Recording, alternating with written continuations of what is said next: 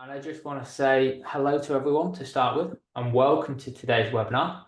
We're going to be focused on from tick box QA to tangible results. And for those that haven't met me before, I'm Matt Jones. I'm the head of product here at Evaluagent, and it's fantastic to see so many of you here today. I'm really looking forward to walking you through how we can help transform your QA program into something truly impactful, especially with all the demands that QA teams and contact centers are facing today. A little bit of housekeeping before we dive in. We're using the Zoom webinar, so you'll see the chat, you'll see Q&A, and we've got polls throughout today's session that pop up on your screen. Really easy to interact with those, and please join in. As we're going through, please use the chat to share your thoughts. And we've also got part of today's session all around an Ask Me Anything style with Pete Dunn. We've kind of come up with some questions that we're going to be talking about, but we've also got plenty of time to tackle some of your biggest challenges as well. So as we're going through, if you've got any particular areas or questions for Pete or myself that you'd like to go into in a little bit more detail, please ask away in the channel. So we're here today to talk about how we can transform your QA program from tick boxes to tangible results. And I've introduced myself already, so I won't do that too much. But I'm also delighted to be joined by Pete Dunn, our Customer Success Manager at Evaluagent. So Pete, I know you're relatively new to Evaluagent, but you've been around the industry for a number of years, and people may recognize you from LinkedIn. Do you want to just give everybody a bit of a flavor as to who you are? Yeah, absolutely. Thanks, Matt. Yeah. So 3 weeks into Evaluagent, but I've been in and around contact centers for about 20 years now. Pretty much, yeah, as you mentioned, they're QA focused. So I started off way back when in Empower, quality analyst, quality manager, quality compliance manager, risks and controls, all various bits and pieces that at times took me away from QA and EXCX, but excuse me, brought me back as well. And I think that's where my sweet spot is. Over time, I've worked at best practice companies like the Forum, ran my own consultancy, and for the last few years, I've worked at a quality BPO, providing professional services, quality outsourcing, and some other bits and pieces as well. So yeah, I'm really excited to be here today and kind of hopefully share with the audience, as you mentioned, because we don't want to death by PowerPoint, share with the audience a bit of an interactive piece. Let's ask some questions about your current challenges, and hopefully I can give you some insight into those as well. So yeah, that's me. Fantastic, thanks, Pete. And I think you're absolutely right. Between the two of us, we've probably got nearly 30 years of experience of doing this stuff. So hopefully, and I would just encourage everyone to take advantage of the experience that we've got on today's call. It's not just Pete and I as well. If you put it in the chat, maybe others will contribute. Let's just try and get a little bit of engagement going to Pete's point, to stop it becoming a monologue. And for those that are kind of new to Evaluagent and perhaps wondering who we are, I won't spend too much time on this, but essentially we automate QA and conversational intelligence. That's what we're here to do, to save you time and to mitigate risk and give you and your team all that time back so you can focus on turning every customer interaction into a competitive advantage. And I guess just to bring that to life in terms of how we actually do that, well, it's pretty simple. We identify the drivers of demand, we predict the voice of the customer and uncover insights across all your conversations. We enable you to automate QA with configurable workflows and generative AI. We're increasingly taking that into the real-time world, and we also integrate directly with your existing CCaaS solutions or ticket management applications, so you don't need to rip and replace those in order to take advantage of Evaluagent. But aside from who we are, today's goal is pretty simple. How do you transform your QA program so it never becomes a tick box exercise? We want to help you make QA feel and act like a real lever for strategic success and delivering a great customer experience. And right now, it's probably fair to say that many teams still evaluate just a slither, perhaps only 3% of their customer interactions, and they're being forced to do that because of basic tools and spreadsheets. And really what we see within the majority of businesses that we're speaking to is everyone has the goal that every interaction is being monitored, and QA as a resource is being seen as mission critical by the business. But the reality is that there's basic tools out there. The teams are only evaluating roughly 3% of interactions and not having the space or time to do much else. So what I wanted to talk to you today about is that journey from where we are today to where we want to be in the future. And over the next 45 minutes or so, we'll go on that journey together, and we'll talk about some practical steps to move from today's reality to where we want to be. So we'll cover the symptoms of a QA program becoming a tick box exercise. We'll unpack the root causes that we often discover the root cause behind it. And then most importantly, we'll talk about some practical steps in addition to software that you can take to stop it happening in your own organization. Before we get into that though, we're just going to run a very quick poll for first one today.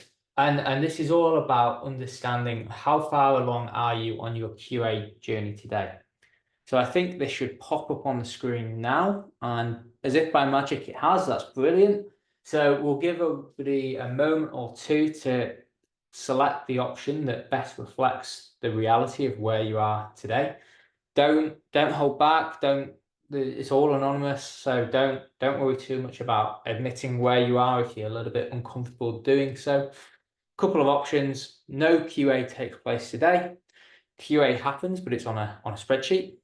Maybe we've taken steps towards auto QA by automating the selection of calls, and then the human team are manually doing every evaluation. Or actually, you could be doing what we would class as complete auto QA, whereby the auto QA is doing that first line evaluation and your QA team are doing that second line check. Or maybe there's others that we haven't thought about. So again, share those in the chat if that applies to you. So there's no wrong answer here. We just want a baseline so Pete and I can pitch the rest of today's session at the right level for everyone. And I think we've had perfect. I think everybody's contributed to that. So we'll end the poll and carry on with the presentation. I think looking at the results, the bulk of people, yeah, QA happens, but on a spreadsheet. So that's exactly why conversations like this matter. Whether you're brand new to QA or already experimenting with auto QA, hopefully today's session will give you some practical ideas to keep pushing it forward. So the first thing we're going to cover is what are the signs your QA program may be becoming a tick box exercise. And we've seen where everyone sits on the journey so far. So if we just shine a light on the warning lights a little bit, I'll walk through some of the most common signs we see, and then we'll open it up to the audience as well. And perhaps as we're going through, maybe you can keep an ear out for anything that sounds familiar to your organization. And the 6 signs that we often see are as follows. So selection bias exists within the QA process, and maybe the QA teams are picking calls manually. They maybe getting to the end of the month, they need to do those 4 evaluations per agent, and in order to achieve the target, we're picking the easy, low-risk calls that we're comfortable with. Blind spots ultimately multiply. So that's one of the signs that QA is just becoming a tick box exercise. Second, in people may have heard this already, the kind of here comes the quality police. Maybe it's around disengagement with your team leaders, your supervisors, and your agents. Every time the word quality is mentioned inside your organization, that you almost visibly see the energy drain out of them, and that's not a great place to be. The process is already on a back foot there. And maybe what we've also seen is we have some fantastic QA scores. Maybe we're celebrating that our QA score is at 98%. Fantastic on the face of it. But in reality, our customer experience scores and what we're seeing within customer feedback, whether we measure that through some predictive voice of the customer metrics, or whether we measure that through traditional customer feedback mechanisms like surveys, we're seeing a misalignment between our amazing QA scores and low survey results. I'm just gonna double check. I think I'm having an issue with screen sharing. So let me just share my screen again and just give me a moment to double check this is working for everybody. Hopefully everyone can see the slide that I'm on. Perfect. Thanks, Vicky. So you've been missing my amazing PowerPoint design so far, but thanks for jumping in, and we can correct that going forward. So we were just talking about high QA scores, those 98% QA scores, but low customer experience scores. So great scores on paper, but there's still a disconnect between those internal QA scores and the external customer experience. And that kind of classic disconnect that is a warning sign that the QA program is becoming a tick box exercise and not perhaps delivering that strategic value to the business that we know it can do. So they're kind of 3 out of the 6 signs that we often see, which starts to set alarm bells ringing with us as to the QA process becoming a tick box exercise. But let's open it up to you. We'll run another poll. And in your own words, perhaps what are some of the other signs that you've seen that the QA program is becoming a tick box exercise? So hopefully that'll pop up on the screen now. So maybe just enter the biggest red flag you've seen. What are the biggest red flags you've seen when you've started to see in your experience QA becoming a tick box exercise? So we'll pop that up on the screen. I think everybody should be able to add an answer in. Just a couple of words. We'll be able to bring that back into the session later on, so we'll get lots of value from it if you're able to answer this. I'll give everybody 20-30 seconds just to think of a response whilst I have a sip of water.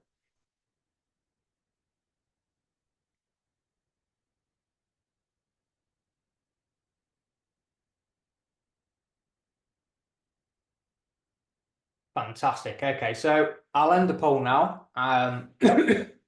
We've got some great answers to review there. Hopefully, it hasn't knocked my screen share off, so we can continue in the presentation. But we'll look at some of those other signs later, which would be really good. But just to build this out a little bit more, often what we see is a few more warning signs.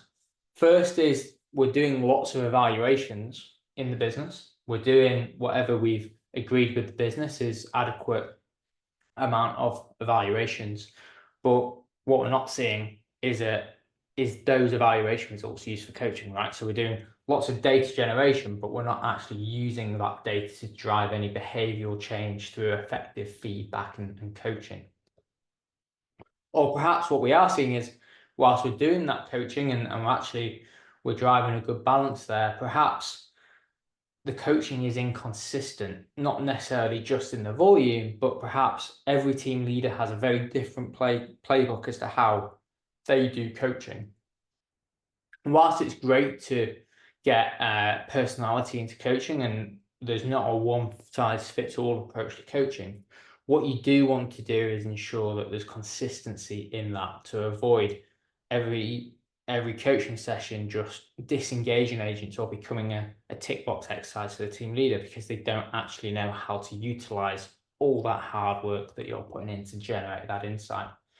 And as a consequence, what you'll start to see as you go up the business and talk to the more senior stakeholders that are perhaps a little bit more commercially minded, you'll start to see QA becoming a cost center, being seen as an overhead, something that we must do rather than something that we should and see value in doing. As a consequence of it being seen as a cost center, as an overhead, you'll get this continuous pressure from the top down to make the most out of resources. Headcount continues to get squeezed whilst the expectations of what you're able to achieve only grows. So they're kind of some the 6 common signs that we often see through the conversations that we have with people that your QA is becoming a tick box exercise. But from when Pete and I were chatting, actually, it goes a little bit deeper than that. They're the symptoms, and often it's about the root causes that we really want to get into. So we talked about the signs and the symptoms. There's the things that start to show up when your QA program begins slipping into the tick box mode. But as we all know, it's not enough just to spot the symptoms. We need to dig into those root causes that sit underneath that are driving the problems in the first place.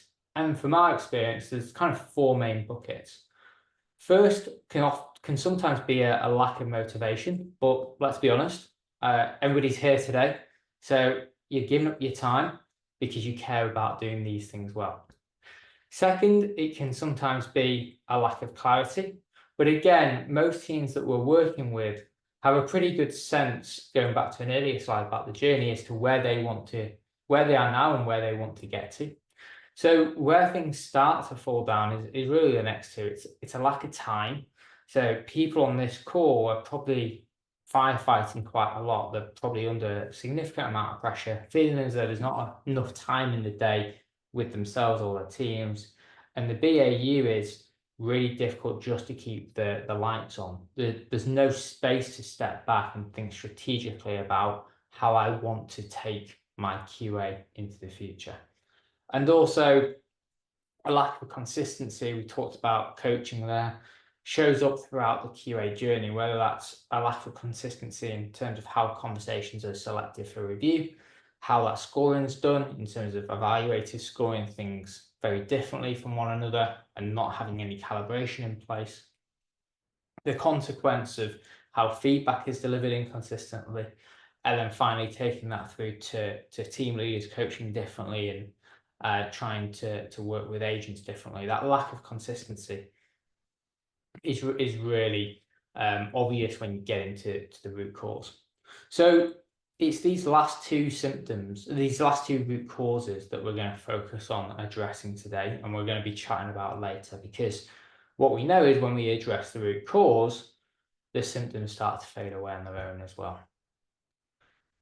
So a value agent can, of course, help with that. We've talked about the symptoms, we've dug into the root cause, and what can we actually do about it is the key question. And this is where a value agent as a software provider can come in and help, but it's also where Pete and I can share some of our experiences to how we can improve things without investing in software as too. So I'll get on to and reintroduce Pete shortly, but just to give you a sense as to how software can help, I just want to quickly ground us all in what life looks like without it. And those using spreadsheets may find a lot of this resonates. So I'm not going to go into a huge amount of detail today, because it's not about bashing the way things are done now. It's about helping you understand what software can do and what things could look like on the other side.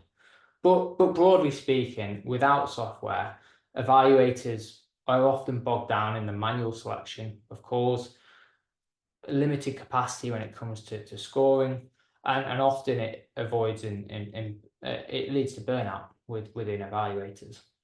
For agents and team leaders, they're affected too, because it means their feedback is often delayed or inconsistent. There's frustration that exists within that group of stakeholders around an unclear expectation as to what good looks like and what the business is needing from them.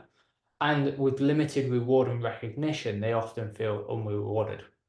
And from a business perspective, what it leads to is a blind spot in performance data. It's even bigger. There's exposure to risk, where we're not doing any solid compliance checking. And also there's no reliable insight into improving things when it comes to the customer experience, the people, the policies, or the processes that contribute towards it. So often that's the before, but when you invest in a tool such as a value agent, you can achieve some pretty significant outcomes. So evaluators aren't bogged down in as much manual admin anymore. We can automate those first line evaluations, so they can focus their energy where it matters most, on driving that insight and improvement across the business, And that's where you start to see QA shifting to offering that more strategic value.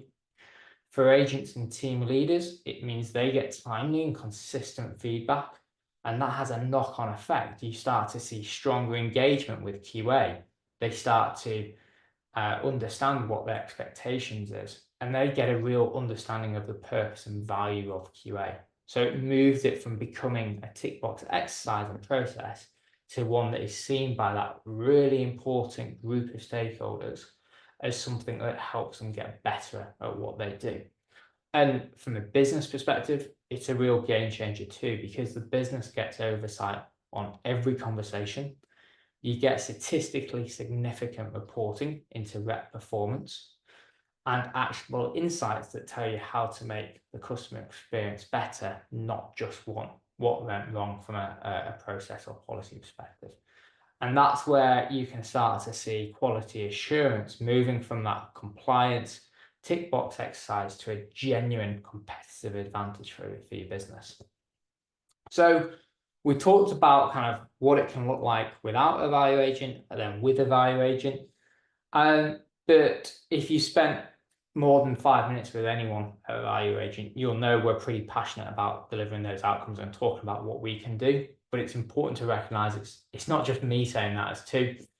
On the screen, we've got a brilliant example from All Clear Insurance over here in the UK as to the strategic advantage that they were able to generate by investing in a value agent.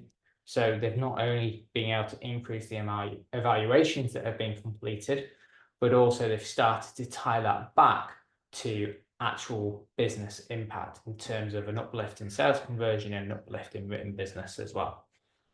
And it's not just All Clear Insurance. I've got a few examples on there across multiple other sectors around the time saving that can be achieved by deploying a value agent as well.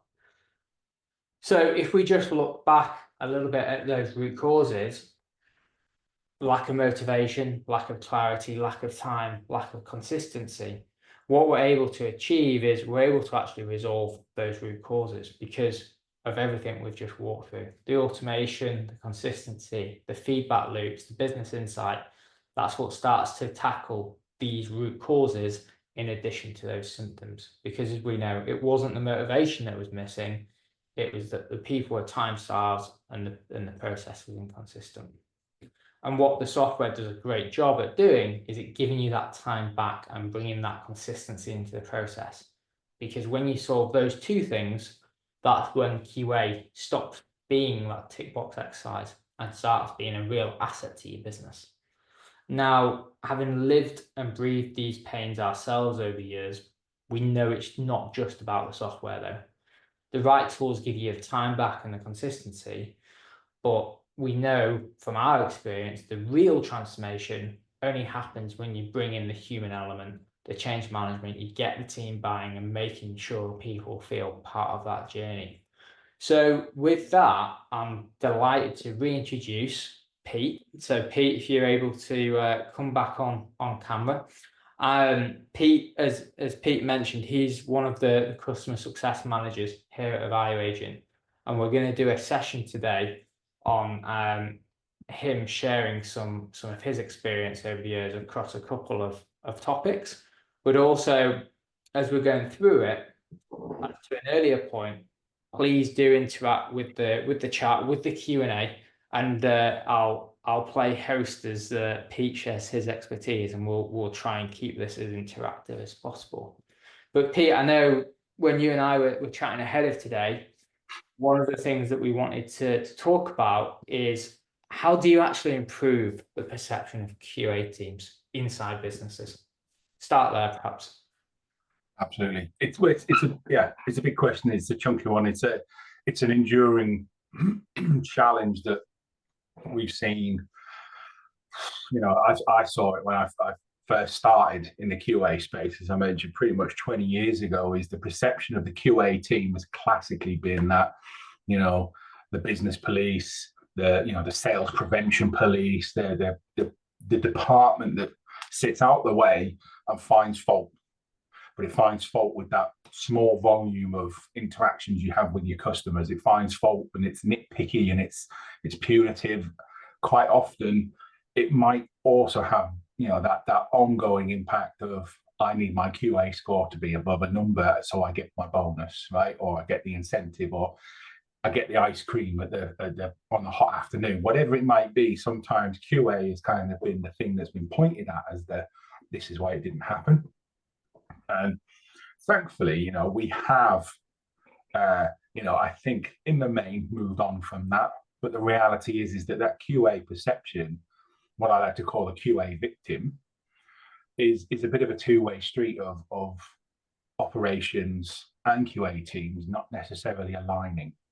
Right? And I think the key is that you've got to start with your QA team, whether that's the actual, an actual team of itself, or if it's a hat that your team leaders or coaches or whoever you have in the business wear every now and again when they do QA, it's got to be aligned to the key business objectives.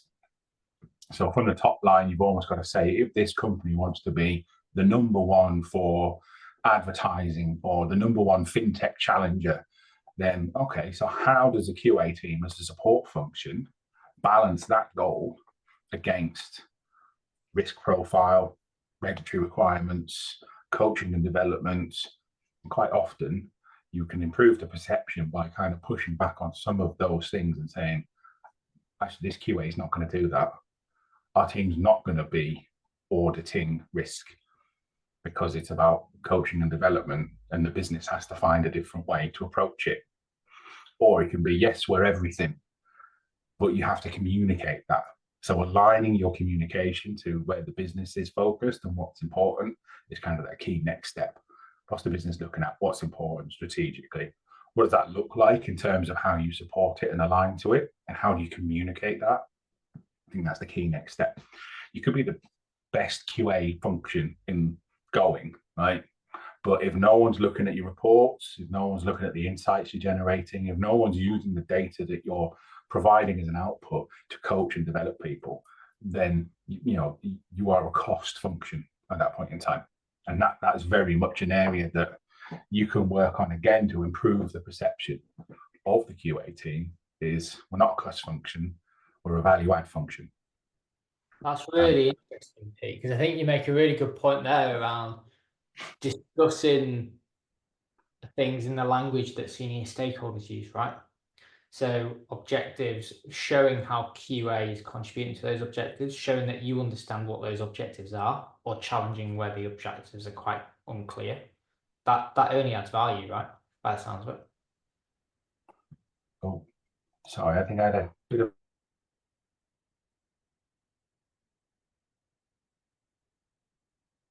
Oh dear, I think we've got some technical challenges. Pete, are you there, Pete? No, Zoom decided to crash on me. I don't know if you can hear me. We can hear you. Yeah, don't worry. There we go. I think I'm back. Zoom just decided to tell me it crashed. So fantastic timing as always. So say that again. Sorry, please, Matt. Yeah, so I think I was just kind of reiterating your point there, Pete. I think you make a really good point around talking about the business objectives and showing how your QA program aligns to those business objectives. And really, as a QA lead, even just talking the same language of those senior stakeholders helps you build that rapport, helps you build that relationship, helps you demonstrate that you appreciate where they're coming from as well.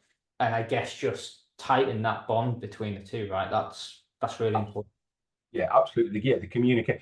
I would always say that communication shouldn't just be about telling everyone how keen you are to do a good job, because that expectation that's a hygiene thing to talk about almost. You want to be talking about what you can promote, right?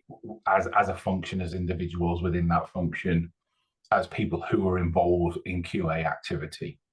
And if you want to break that down into, we don't want to even talk about quality assurance, we want to talk about trust, and we want to talk about establishing what's working as expected. If that's the language the business uses, that's the language you should approach them with, because you are a support function.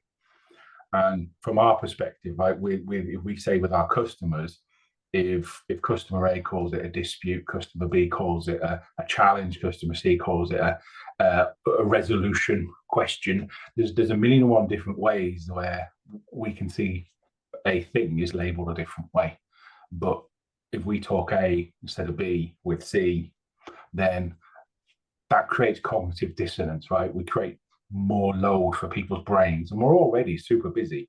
So if you can meet your stakeholders with language that interests them, and you can show them information, insight, output from your QA setup, whether that's manual or better yet, full coverage.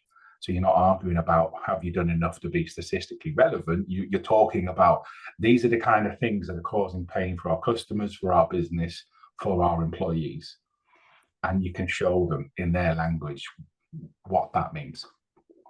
And again, Pete, over the years, and I don't want to harp on about the years, that's perhaps a little bit unfair, but over the years that you've been doing this, So I feel them. Yeah. What I guess as a practical guide, what have you seen the best QA teams do in terms of communication? Like how often are they having those conversations? So I'd say that at the highest maturity, it's less about broadcasting.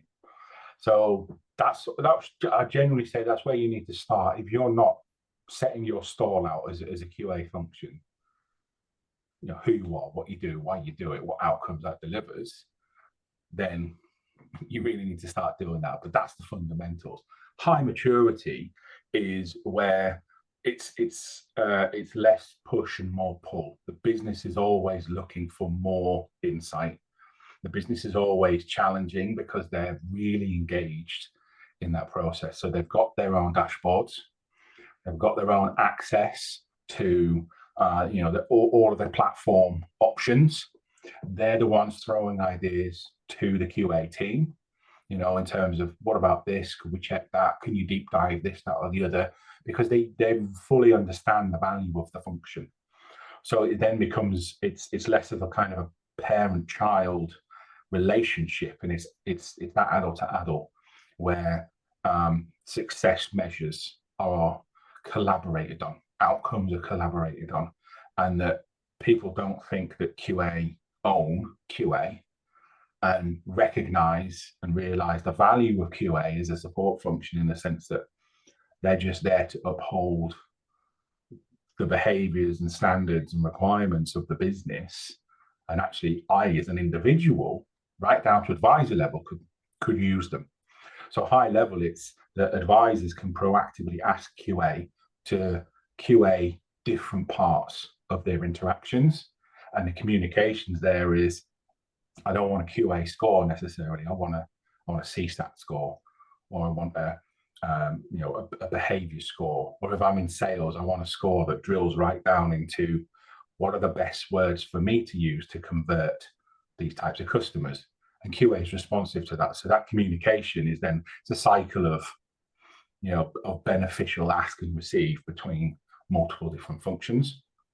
I've seen that over the years, actually. You're absolutely right. You feel it to begin with, right? You feel that cultural shift in that QA is seen as a company-wide requirement. It's not just in one team. So you drive the cultural shift.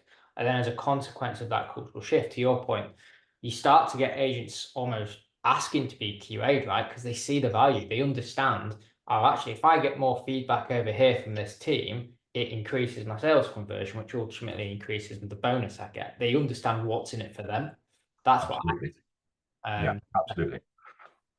And the advocacy from that, of course, is that when you can get one or two agents who see that, those frontline advisors who, instead of feeling anything punitive, start to understand the kind of intrinsic value of asking for support function to support them in being better at their role, they will be that voice that spreads that across the business. So then your comms is natural and organic, and it's very much that's not QA. Go and ask them, and they will tell you. And that's also the place where you can see them turn up for, say, calibration sessions. If you open the door and go, this is an open door calibration, more of a leveling session, really. We're going to talk about, why we score things in certain ways, where the driver of that is. And it's not just the people who you would expect to have to be invited. It's your senior leaders want to be involved. Your other support teams, like your planners and analytics and anywhere else in the business almost that may not even have a QA function covering them, but are involved in brand value protection and are involved in risk reduction and are involved in all the areas that QA can cover. They're there and they're proactively engaging with how do we all align and move together in, there's certain things we have to, mark as risk, and there's certain things we have to mark as, did they say this, do this, read this, ask that, because that's demanded of them. But how do we make it easier to make that a good experience? So there's so many different ways you can see that a high maturity thing really fulfills itself in terms of that virtuous cycle of more people getting involved. That's really interesting. Certainly the calibration piece is really interesting in terms of getting other people involved in it, right, to build trust. It'll be interesting. I don't know if people have the chat window open, whether anybody has any views on that, and whether they've tried that in the past, maybe successfully or unsuccessfully, in terms of if anybody's actually managed to get agents invited to a calibration session. I guess what you're saying there, Pete, is by getting agents and team leaders involved in calibration, everybody has a much clearer expectation of what, a much better understanding of what the expectation is. Absolutely. Yeah, even at the advisor level, the classics are the advisors don't like hearing themselves speak. Right. So when you play a callback, it's all a bit cringe. Right. I'm not sure that will ever go away, apart from you see it with, certain types of sales agents are perfectly happy to listen to themselves talk, right? That's a separate thing. I mean, maybe that's where I fall into it. So maybe I don't understand it because of that. But when you can also drive peer-to-peer calibration, it's I always say success is a pie when you treat it like a pie, and when every time you take a slice of it, what's left gets smaller, but it's not. Right. So when you can get your peer-to-peer coaching and calibration in place, when you can get those open door calibration sessions going, and when you can use your disputes and escalations processes to highlight key areas of insight, then you're really supercharging your QA process as a function that really, fundamentally has a solid grip on, where are the pain points for the advisors. And a lot of the time we know there's actually internal, right? All too often it's an internal process or a new screen or a new bit of tech or whatever it is that ends up becoming something that they're marked against. And they're the kind of things that get surfaced in those meetings too.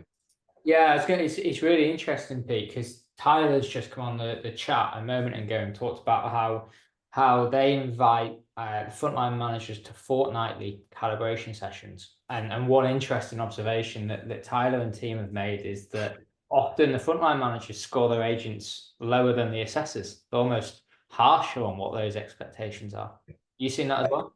Absolutely. I would imagine the agents, if they get the opportunity to score themselves, will probably harsher than their QA teammates. And I think that's a revelatory thing that's, again, get that comms out there.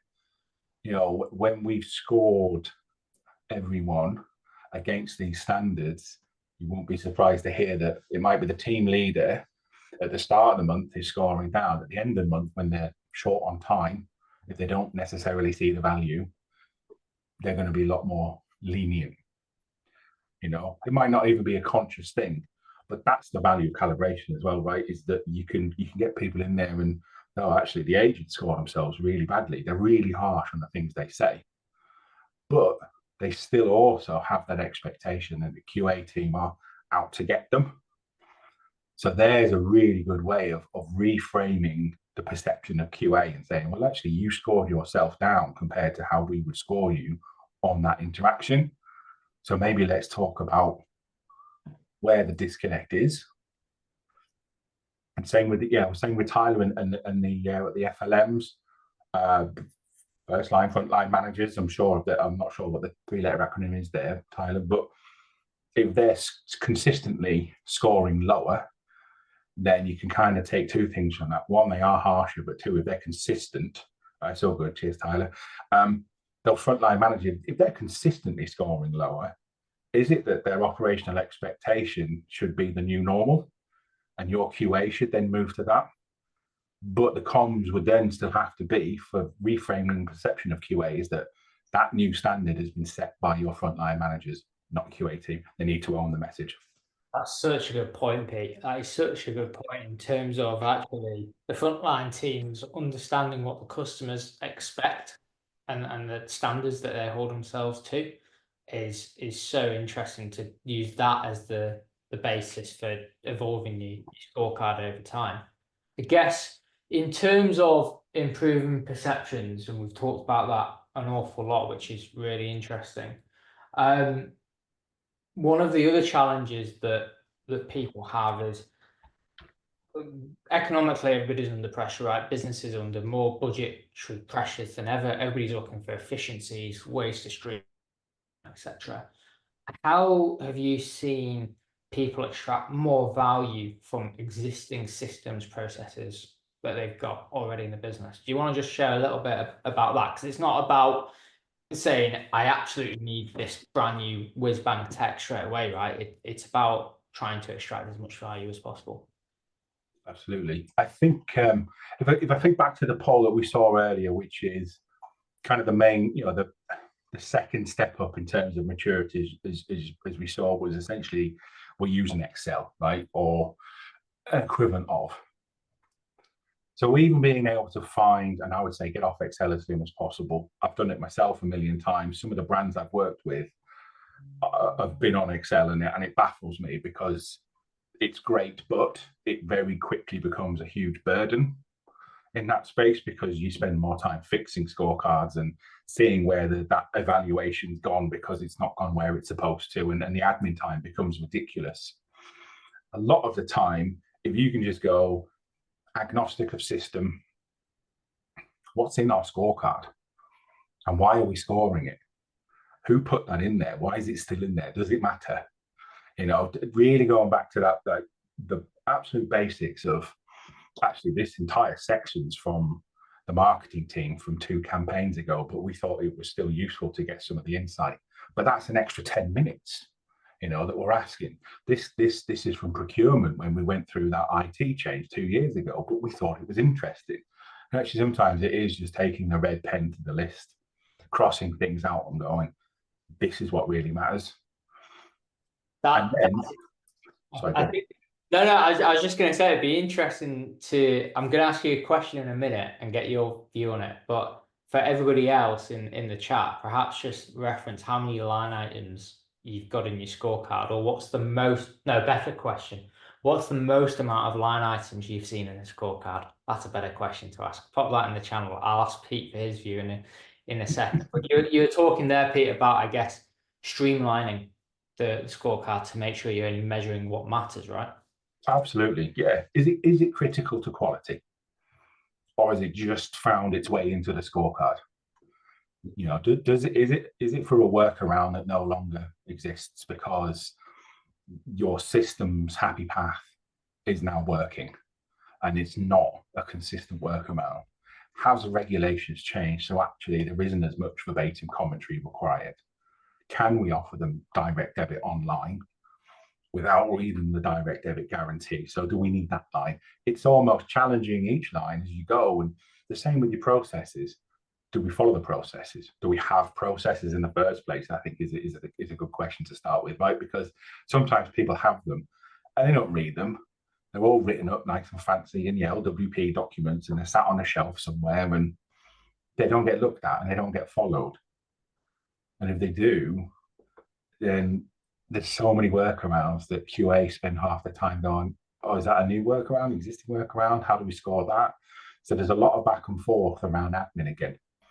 And if you spend more time pushing information backwards and forwards as opposed to doing anything with it, then you've subverted your data strategy into data admin. Your insight is just noise. That's really interesting as well, because I guess that's kind of direction of travel. What you're saying there is streamline what you're doing to get your time back to go and focus on more impactful activities, right? Absolutely. And what you said, existing systems, processes, policies, you will naturally get to a point where, as you build maturity of your frameworks and your overall quality management systems, um, then either you will get to a point where you go, well, there's no more that we need to deal with that, or there is, but we can't do it where we're at now. What got you here won't get you there, kind of thing. And that is where you really want to start looking at something like our platform, which is we can translate you in as you are, but it's the supercharger that goes, okay, if you want to focus on this, here's how you do it. You want to focus on this, here's how you do it. And but yeah, in terms of the steps prior to that, so much time is wasted in getting mired down in paperwork and systems that don't align to scorecards. And going back to your first question around perception, if QA doesn't challenge that, then they're not useful as a support function. Just to be a bit bold, maybe a bit controversial there. If you're not useful as a support function, you shouldn't exist, right? Because you are a cost, and you could be a sizable cost to a business. If you've got 500, 600, 700 bums on seats in the contact center, and you need to get 5% of your total volume scored, that is a sizable QA team you need to have in place, right? So you're going to be paying millionish.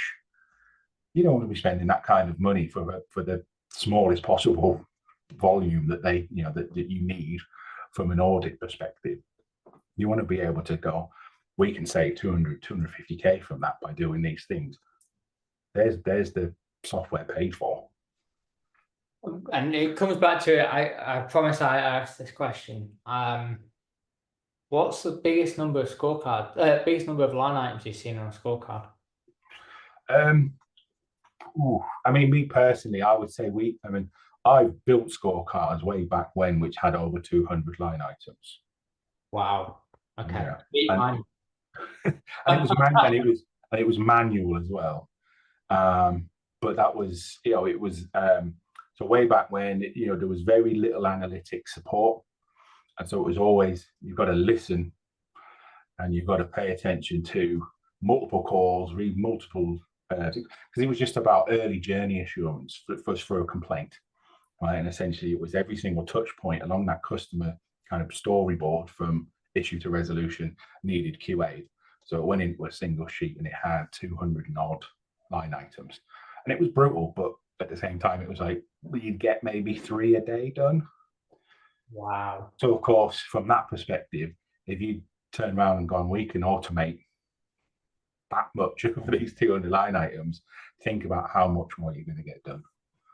It leads on to a good point actually around kind of in the economic climate we're in, how do you build that watertight business case for investment in software? Like what have you seen the best business cases do and do well? Everybody's going to do them differently, right? But what are kind of the fundamental parts to it? Yeah, I think in quite a few instances, the business cases are stipulated by this business has a standardized business case template. But I would always say, to me, it's a pitch. You've got to talk about the pain points and the gain points. You've got to talk about the opportunities. You've got to put in there what happens if we do nothing. You've got to put in there what are our competition up to. Because if they're in front of us in terms of their tech stack and their outcomes and their Trustpilot scores, I tell you what they're doing, they're accelerating away from you, right? So you've got to find those compelling arguments almost to kind of say, this isn't just about what we want to do to get better outcomes. This is about what will happen if we don't do it. These are the things we want to avoid. And align those kind of challenges and opportunity statements to your senior stakeholders. So not just a sponsor. So you might have a support head or ops director or whoever owns the function at that point in time who gets it. But you've really got to be able to provide them with some absolutely solid ammunition to take that to their stakeholders, their peer groups, and the C-suite to be able to say, this is why it's not just a case of a risky investment, it's riskier not to. So you might want to talk to a CTO about how it's low effort in terms of plugging it in. But you want to talk to the chief financial officer about how much it's going to cost for fines if you don't show to the regulator that you're doing X, Y, Z, and that kit is the answer to it. Because then you're almost outsourcing your risk to that bit of kit that says, you know what, we can make you more compliant for less money. So that's going to be part of your risk profile. You want to talk to your chief customer officer about how this is going to make lives easier for customers. And in turn, that's going to build your lifetime value. It's going to reduce your churn and then cost everything. And that's always the easiest way, because some people like the stories, some people like the numbers. Go get both. This is what an average customer journey looks like when they churn. This is what it looks like when they don't. This is how much more money they spend with us. This is how many people they'll refer us to if they're happier, versus how many they'll complain about those, two if they don't. And build that solid picture. And that, to me, that's the business case that says this investment is, if we don't do it, here's all the pain. If we do it, here's all the gain. And you can, build that view, but also go, I don't have all the answers for everything, because you can't legislate for everything. But it should never be a one and done. I think it'll be a stronger business case if it is challenged from different areas of the business. So again, communicate, collaborate, go out to the other parts of the business who can benefit from it and challenge that. Say, what would you get from this? Essentially, that communication piece is it's hearts and minds, right? It's so important. It's not just the rational numbers on a page. It's the hearts and minds that go with it. So I think coming up to 5 minutes to the hour, I'm gonna ask you one final question, and then we'll close off the session. We talked a little bit about how we change perception about QA. Yeah. We then, I guess, talked a little bit about how you squeeze the most out of what we're doing. And then we've talked a little bit about, okay, well, if you want to go down the efficiency route, then there's software there to help, and how you justify the costs involved in that. I guess just more broadly, if you were running a QA department today and you were thinking about the future, what I don't know, 3 things would you be thinking about? Not necessarily doing, but thinking about from a future perspective. It's a biggie with 5 minutes to go. I'll see what I can do. Big question. I think the first thing I would do is almost, and this is recalling some of the conversation I had previously with Sai, our customer success director, and Gary Gormley when we both did that webinar, is focusing on almost the dismantling of the idea of QA as it is. Because a lot of the time the challenge is going right back to the perception piece. What is QA? Does it add value, or are they just, it's hard to remove that. So actually looking at, in the sense of QA is becoming much like CX. Right? No, we don't want to become as quite ubiquitous and that you can add it to anything and it sounds nice, thanks very much. But QA is a way of looking at something that you want to build trust and reduce confusion.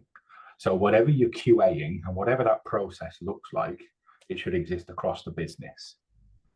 And if that then means that if I'm leading a QA function, what I want to be able to do is say, well, these are the key outcomes that it can deliver, and everyone can serve, but we're not here to just tell you off and do this and that and the other. We're here to communicate our view of the state of the business. And that view, I guess, point 2, should be aligned to QA is another lens and format of maximizing your interaction analytics outcomes, right? Because it used to be that you could get as viable a view from your manual people-led QA as you could from your tech. Right? But now, that was when it was in a beige box in the corner of the room and you could only have so many things. Right now, it's very much it is ubiquitous. So QA should just be a part of that. And if it's QAing your planning functions, if it's QAing the QA itself, if it's QAing your AI bots, that QA in turn should be ubiquitous. Is the thing happening as it should? Could it be better? Third part is embedding it as a culture and as an ideology of the QA is a check and test function of a CI activity. So if you want to drive constant change and improvement, QA is a core part of it. They're not necessarily the experts, but they can tell you if the thing you've tried to do has landed, because you can see it happening in the conversations and you can see it happening in the changing of behaviors. So I guess that's the three. And there you go, with 2 minutes to spare. That's perfect timing, Pete. No, that's really interesting. I think we've covered a lot there today, and hopefully everybody has found it and useful, and maybe just if you take a couple of things away from this webinar and do something about it, then it'll have been a valuable use of the hour. So what we do want to do and just make sure of, though, is these sessions are useful and we're hitting the right notes and we're delivering value. We're not just talking about product, or we're not just talking about theory and future gazing too much. We want to make sure that these sessions offer you guys practical value that you can go and take away and do something with. So I think on the screen now, with 60 seconds to go to the end of the session, you'll see a survey pop up. I've seen a few people already complete that, which is brilliant. All it is, simple question: how useful did you find this session? 10 is extremely useful, all the way down to 0, which is not that useful. Any rating that you give us on that scale is totally fine. You won't upset Pete and I if you give us a 0. We're not going to go and cry. We will go and have a conversation about how we can do it better. So please give your honest view. And also, there's a section once you complete that to give us some feedback and other comments as well. So that's on your screen now. And thank you very much for joining. Pete, thanks for your time as always. I know it's difficult to make the time, but really appreciate you sharing all that advice, expertise that you've gleaned from lots of conversations. And thank you to everybody that's joined today and spent the hour with us. Hope you enjoy the rest of the week, and look forward to catching up on the next one very soon. Thank you.